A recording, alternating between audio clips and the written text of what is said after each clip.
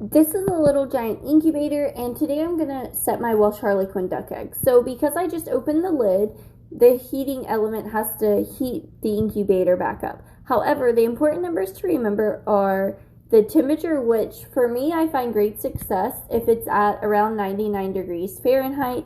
You can control the temperature by pushing up and down and then set. And see, mine's set at 99 degrees, which is what I want. So that is set. And the humidity is right here. It shows 50%. I find between 55 and 60% is ideal. Because my humidity is a little bit low, all I'm going to do is open up my incubator and dump some water in right here, just probably about 2 or 3 ounces.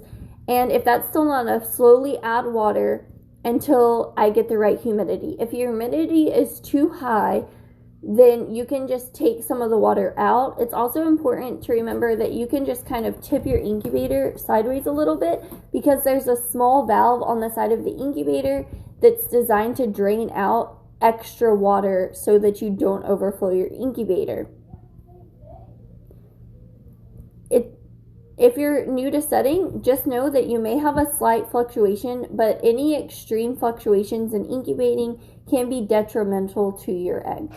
Okay, so I wanted to show you right under here, there are actually little water reservoirs, and that's where all of the water goes. So if this is completely full and your incubator is either A, leaking water out the bottom, or B, not holding humidity, it probably has a leak somewhere. It's not a good incubator, something's wrong. So after that, I already have a few eggs inside of my egg turner because I didn't think about showing you guys this to begin with.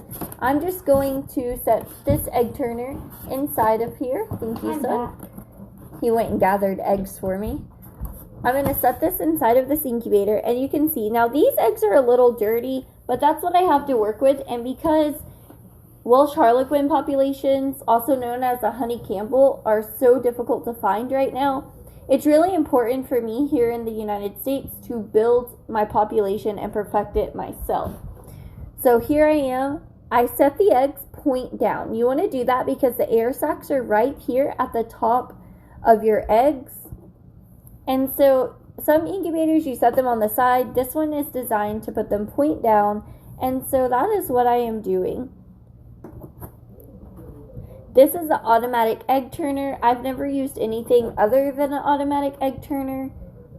It just saves so much time, and for me, it's truly worth the investment. Okay, so I have all of my eggs set, and I noticed that 2 of these eggs have this kind of weird ring inside of them. I'm not sure I want to incubate these. I'm actually going to candle them to see if maybe something's wrong, if they started developing. At the time, I was gathering eggs every single day, so I'm not sure what's going on here. So these are 2 that I probably don't want to incubate because I don't know what's going on with them. So here we are. My incubator's pretty much completely full. These are the ideal eggs because they're clean, but it's really not that big of a deal. All I'm going to do now is put the lid back on my incubator and wait for the humidity to rise as it heats up. You can't see it now, but when this reaches the 99 degrees that I have it set at and the humidity reaches right, there will be a little chick that shows up right there like a hatching egg, and it'll say, here, I'm trying to get a faint light on it. It's still not showing. It'll pop up when the temperature gets right and say temp okay. So if you see that, then you're perfectly fine. So don't worry. There's some room for a little bit of fluctuation because that's going to happen. If you're late in the hatch, might as well go ahead and continue it.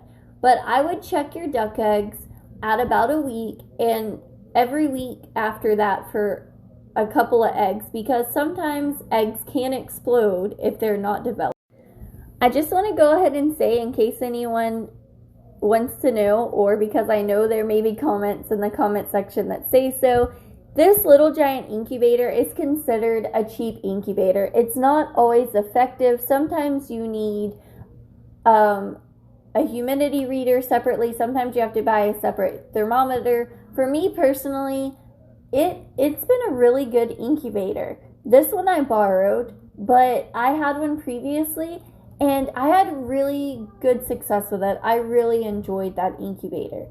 So it is affordable, and I say start somewhere. You're already not incubating eggs, so why not try something within your price range that you can afford and kind of work out the kinks. So I guarantee you, if you learn how to hatch in one of these, you'll probably do really well when you're able to upgrade to a great incubator.